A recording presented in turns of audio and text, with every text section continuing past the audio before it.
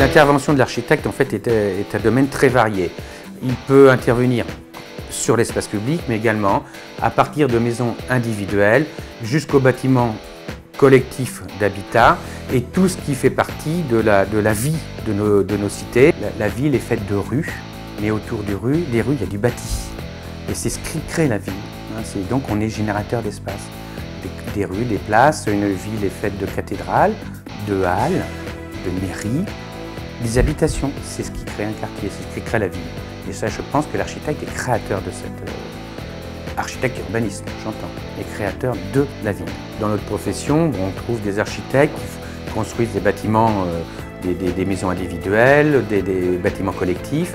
Et au-delà de ça, on trouve des architectes très performants qui sont, je dirais, les architectes utopiques qui influencent toute la génération des jeunes architectes, comme Jean Nouvel, comme Christian de Port-Sampard, et également des architectes comme Pey qui ont construit le musée du Louvre, ou moi le bâtiment que je trouve le plus beau, c'est l'arche de la Défense. À la base, l'architecte doit toujours dessiner à la main ses croquis, c'est ce qui lui permet de concevoir ses espaces.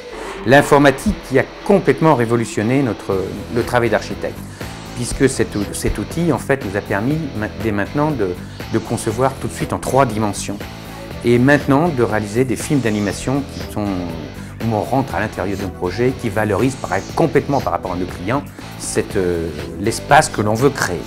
Les collaborateurs directs de l'architecte qui sont soit intégrés à l'agence ou soit en profession indépendante à l'extérieur. Donc c'est d'abord le dessinateur qui va saisir le projet, l'économiste qui va décrire et chiffrer le projet, et le conducteur de travaux qui va réaliser et construire le projet. Mon rôle est de coordonner les travaux, de suivre les travaux, de gérer les interfaces entre les entreprises, de mettre au point certains détails techniques. Les architectes ont besoin de gens comme nous pour pouvoir suivre leur chantier, pour pouvoir suivre leur projet, du moins plutôt leur projet, parce que leur chantier, c'est pas leur... Enfin, c'est à la fois leur chantier, mais c'est surtout leur projet. C'est un métier d'avenir, on n'arrêtera jamais de construire, et donc notre profession